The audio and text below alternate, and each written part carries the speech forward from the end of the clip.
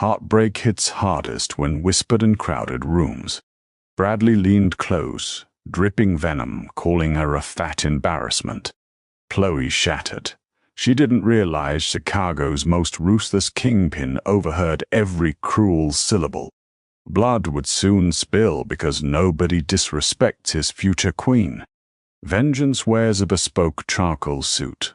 Chloe Henderson adjusted the sweeping emerald green fabric of her evening gown, trying to ignore the prickling sensation of 100 judgmental eyes.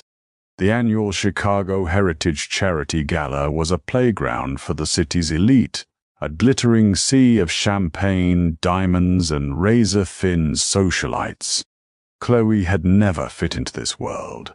She was a woman of substance, possessing lush, generous curves that defied the rigid size zero expectations of high society. Usually, she carried her weight with quiet confidence, wrapping her body in tailored fabrics that celebrated her shape.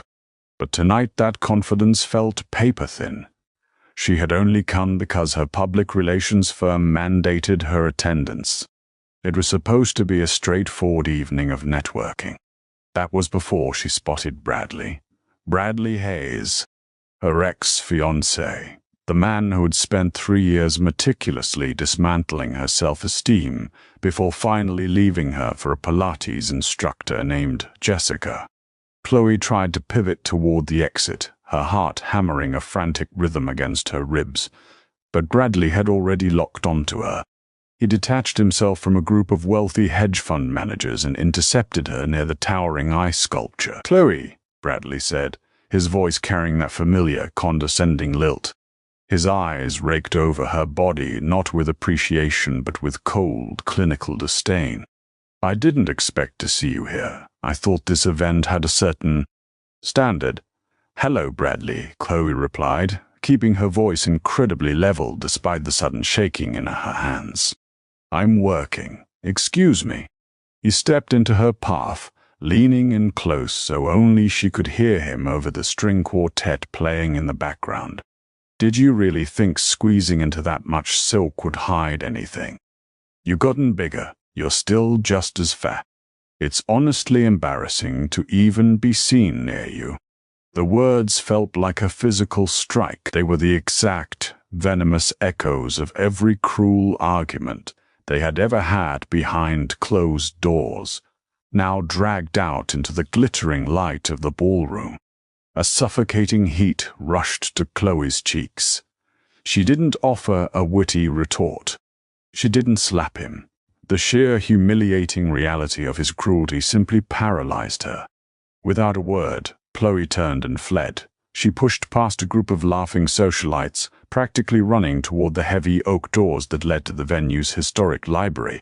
She slipped inside, shutting out the noise of the gala, plunging herself into the quiet sanctuary of leather-bound books and heavy velvet drapes. The library was dark, illuminated only by the faint golden glow of the streetlights filtering through the massive windows. Chloe collapsed into a high-backed leather chair, her composure finally breaking. A choked sob escaped her throat. She wrapped her arms around her stomach, suddenly hyper-aware of every curve, every softness that Bradley so violently despised. "Tears are a terrible waste of beautiful eyes." The voice emerged from the deepest shadows of the room. It was a rich, gravelly baritone, thick with a subtle, unplaceable accent. Chloe gasped. Jumping out of her chair, she peered into the gloom, her heart in her throat. Sitting by the unlit fireplace, previously obscured by the wing-back chair, was a man. As he leaned forward, the dim light caught his features. He was breathtakingly intimidating. He wore a masterfully tailored charcoal suit that strained across broad, muscular shoulders. His jawline looked as though it had been chiseled from granite, and his eyes, dark, predatory, and fiercely intelligent, were locked onto her. I'm so sorry," Chloe stammered, hurriedly wiping her cheeks and smearing her mascara. "I thought this room was empty. I didn't mean to intrude." "You aren't intruding," the man said smoothly, rising to his feet. He moved with the terrifying silent grace of an apex predator. "But you are crying. Why?" It was the sheer authority in his tone that broke down her remaining defenses. He didn't ask it like a polite stranger. He demanded it like a king accustomed to absolute truth. "It's nothing," Chloe whispered, looking down at her emerald dress, suddenly feeling foolish. "Just a bad encounter." The man took a slow step closer. "People do not weep in dark rooms over nothing. Who put that look on your face?" Chloe sniffled, a bitter, self-deprecating laugh escaping her. She felt so small, so utterly broken, that the truth just spilled out of her into the quiet darkness. "My ex," she whispered, her voice cracking. "My ex called me fat." Silence stretched between them. It wasn't an awkward silence, but a heavy, dangerous one. The man stopped moving. His dark eyes swept over her, taking in the full, magnificent slope of her hips, the narrowness of her waist, the generous swell of her chest straining beautifully against the silk. When he looked back up into her eyes, the air in the room felt 20 degrees hotter. "Your ex," the man said, his voice dropping to a low, lethal purr, "is a blind, utterly stupid man. You are not fat, Mirabella. You are a goddess. You are lush and soft and perfect." Chloe's breath hitched. No one had ever spoken to her like that. The absolute certainty in his voice sent a shiver racing down her spine. He didn't think so," she murmured. "He is a peasant who wouldn't know what to do with a queen if she handed him her crown," the man replied, stepping directly into her personal space. He reached out, his large, calloused hand gently catching a stray tear on her cheek. His touch was shockingly warm. "Give me his name." "Why?" Chloe asked, mesmerized by the intensity radiating from him. "Because a man who speaks to a woman like you in such a manner needs to be educated," he stated simply. "What is his name?" "Bradley," she breathed out, completely hypnotized. "Bradley Hayes." The man's eyes flashed with something dark and violent, a brief flicker of a raging inferno. "Bradley Hayes. I will remember that. And what is your name, beautiful girl?" "Chloe." "Chloe Henderson." Chloe. He tested the name on his tongue, making it sound like a dark promise. "I am Matteo Vitiello." The name hit Chloe like a freight train. The haze of attraction instantly shattered, replaced by a spike of pure adrenaline. Matteo Vitiello.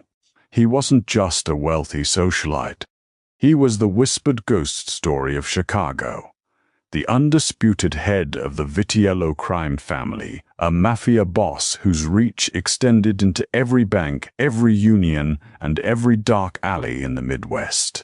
He was a man who destroyed empires before breakfast, and she had just complained to him about her ex-boyfriend. "You." Chloe took a sudden step back, her eyes widening in sheer panic. "You're Matteo Vitiello." "I am," Matteo confirmed, his expression entirely unreadable. He didn't offer apologies or explanations for his reputation. He simply watched her, assessing her reaction. "I have to go," Chloe stammered, gathering the skirts of her heavy emerald gown. "I shouldn't be here. I'm sorry."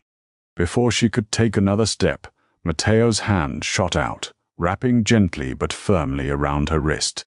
It didn't hurt her, but the grip was an immovable anchor.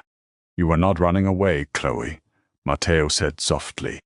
"Not from me, and certainly not from him. You are going to walk back into that ballroom, and you are going to hold your head high."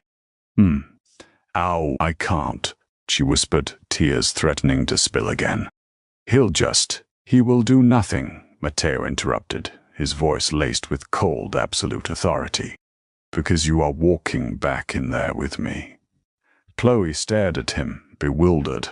Why would the most feared man in Chicago care about a PR executive's wounded pride? But looking into his dark eyes, she saw no pity. She saw an intense, possessive fury that made her stomach flutter in a way that terrified her. Matteo offered his arm. "Shall we?" Slowly, her heart hammering against her ribs. Chloe slid her arm through his. The muscle beneath his bespoke suit felt like solid iron. When Matteo Vitiello pushed open the heavy oak doors and stepped back into the glittering light of the ballroom, the effect was instantaneous. It was as if a great white shark had glided into a pool of brightly colored tropical fish.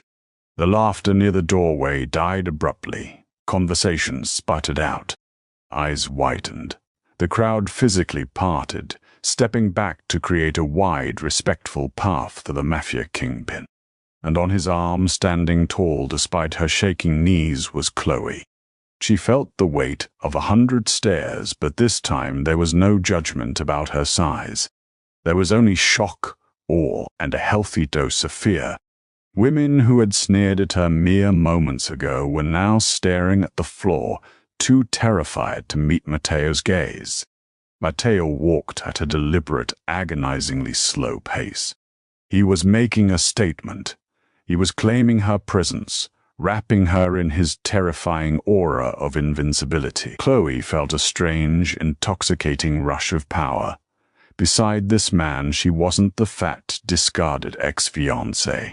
She was untouchable. Matteo's dark eyes scanned the room with predatory precision until they locked onto their target. Bradley Hayes was standing near the grand piano, holding a glass of scotch, laughing with Jessica. Matteo altered their course, steering Chloe directly toward them. As they approached, Bradley casually glanced over. His smug smile instantly vanished. The color drained from his face so rapidly he looked as though he might pass out. Bradley worked in high-stakes corporate wealth management. He knew exactly who controlled the shadow money in Chicago. He knew Matteo Vitiello's face, and he knew the rumors of the blood on his hands. Mr. Hayes, Matteo purred as he stopped smoothly in front of the trembling man. Mr. Vitiello, Bradley choked out, practically dropping his glass of scotch. He didn't even look at Chloe. His terrified gaze was entirely fixed on the mob boss. It is an honor. I didn't know you were attending tonight. I find charity events to be quite educational, Matteo replied, his voice a smooth, deadly drawl. He casually adjusted his cuffs. For instance, tonight I learned that some men in this city lack basic manners. They lack respect. Bradley swallowed hard, sweat suddenly beading on his forehead. I am not sure I understand, sir. Matteo finally turned his head, looking down at Chloe with an expression so tender it made several onlookers gasp in shock. Then his gaze snapped back to Bradley, turning colder than the Chicago winter. I was having a quiet moment in the library, Matteo said softly, the quiet volume forcing Bradley to lean in closer, trapping him, when I found this breathtaking woman weeping in the dark. She told me a rather disturbing story about a cowardly little man who insulted her, a man who called her names. Jessica, Bradley's new fiancée, let out a tiny, frightened squeak and took a step back, desperately trying to distance herself from the impending blast radius. Sir, Bradley stammered, his eyes darting to Chloe in absolute horror. The realization of what he had done and who she was now standing with crashed over him. It was just a misunderstanding, a bad joke. A joke? Matteo tilted his head. I don't hear anyone laughing, Bradley. Do you? No, sir.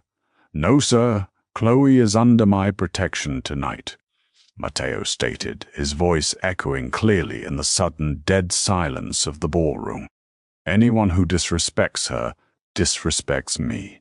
And you know what happens to men who disrespect me, don't you, Bradley? Bradley was trembling violently now. Yes, sir. I'm sorry. Chloe, I am so sorry. I didn't mean it. Matteo leaned in, dropping his voice to a whisper meant only for Bradley's ears, though Chloe heard every terrifying word. Apologies are just wind. I prefer consequences. Enjoy the rest of your evening, Mr. Hayes. It will be the last peaceful one you ever have. Matteo straightened up, his face an emotionless mask. He offered Chloe a faint, reassuring smile. "I believe we've had enough of this party, Mia Bella. Allow me to escort you home." Chloe could only nod, her mind spinning wildly. Matteo guided her toward the main exit, leaving a completely broken, hyperventilating Bradley behind them. The silence in the room held until the grand doors closed firmly behind them. Once they were in the cool night air, stepping toward Matteo's waiting armored black SUV, Chloe finally found her voice. "You didn't have to do that," she breathed, shivering slightly as the adrenaline began to wear off. Matteo removed his bespoke suit jacket and draped it gently over her shoulders. It smelled heavily of expensive cologne and danger. "I disagree." He needed to be reminded of his place at the bottom of the food chain. "Is that it, then?" Chloe asked, looking up at his sharp profile. "You scared him. He's terrified." Matteo paused with his hand on the door of the SUV. He looked down at her, a slow, dark smile spreading across his lips. It was a smile that promised absolute ruin. "Scared him?" Matteo chuckled darkly. "Oh, sweet Chloe." That was just the introduction. Bradley Hayes manages the offshore accounts for the O'Connor family. Tomorrow morning, I am going to freeze his assets. By noon, his firm will be investigated by the feds. By Friday, he won't have a penny to his name, and his dangerous clients will be looking for his head. Chloe stared at him, her heart stopping. "You're going to destroy his entire life." Matteo reached out, his thumb gently tracing the soft curve of her jawline. "I told you, Maya Bella, I'm going to burn his world to the ground, because nobody makes my woman cry." Sunrise over Lake Michigan brought no warmth to Bradley Hayes.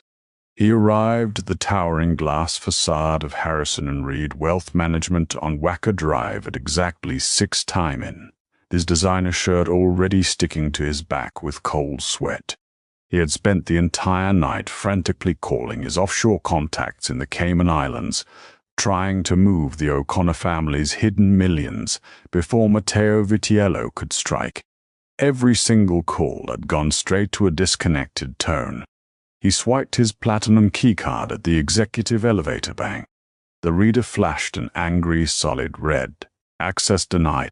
"Hey, what the hell?" Bradley muttered, slamming his palm against the scanner. "Mr. Butwell Hayes," a voice echoed through the marble lobby.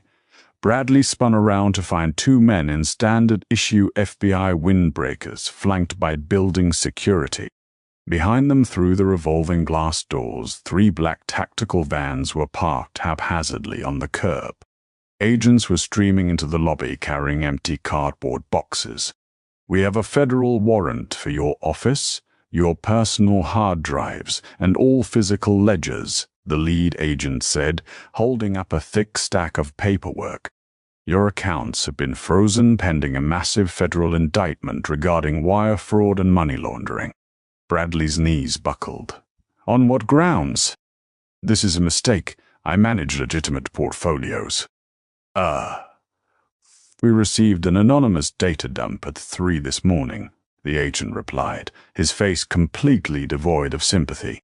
"It contained 10 years of encrypted transaction logs detailing your exact funneling methods for the Irish syndicate. You're ruined, Hayes. Turn around and put your hands behind your back." As the cold steel of handcuffs snapped around his wrists, Bradley's phone buzzed violently in his pocket. The agent fished it out, glancing at the caller ID. "It says Liam O'Connor," the agent noted dryly. "Should I tell him his money is currently property of the United States Treasury?" Bradley let out a pathetic, strangled sob. The O'Connors were not men who accepted apologies or federal seizures. They were brutal, old-school enforcers who preferred to settle debts with crowbars in shipping containers. Matteo hadn't just taken his job. He had painted a massive, bloody target on his back.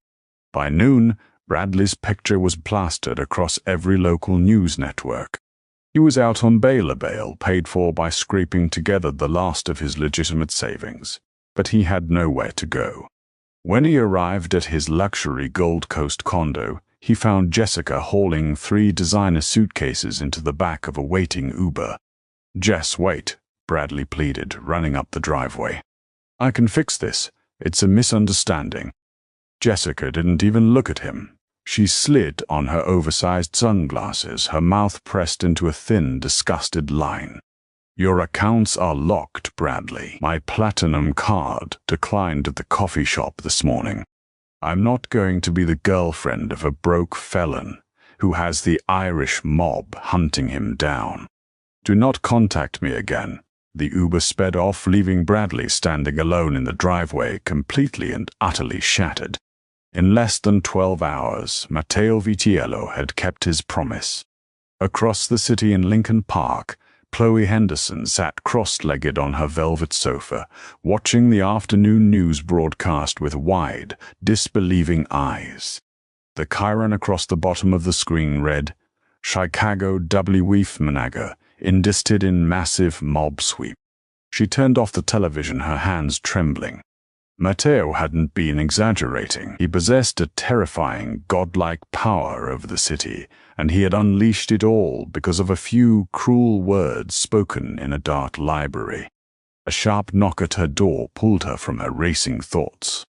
Chloe cautiously opened the door to find a massive matte black clothing box resting on her welcome mat, tied with a heavy silk ribbon. There was no delivery driver in sight. She dragged the box inside and carefully untied the ribbon. Pushing back the layers of dark tissue paper, she gasped.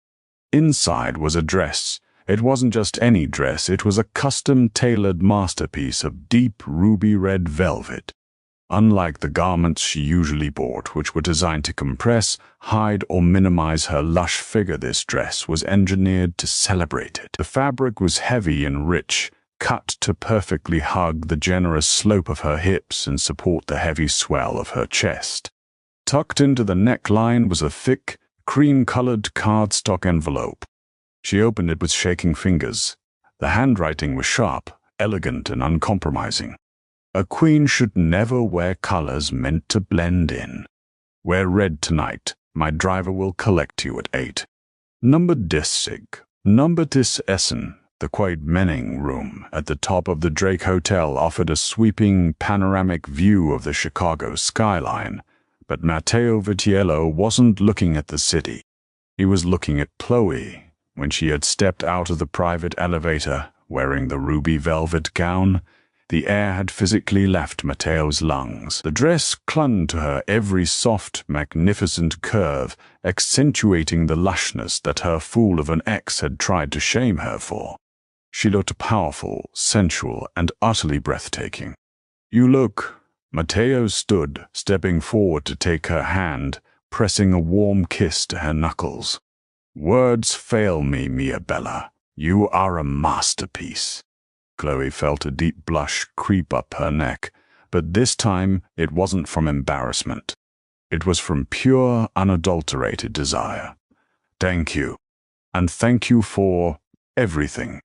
I saw the news today." Matteo guided her to the table, pulling out her chair. "I told you I handle pests. He will no longer be a concern to you."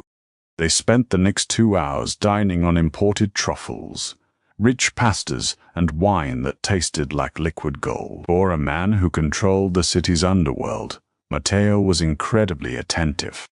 He asked about her work, her passions, and her dreams, listening to her with an intensity that made her feel like she was the only woman on the planet. He never once looked at her body with anything less than absolute worship. As the dessert plates were cleared, a sudden commotion erupted near the entrance of the private suite.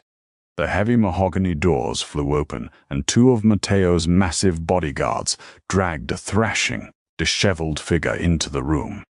It was Bradley. His designer suit was torn, his eye was bruised, and he looked completely manic.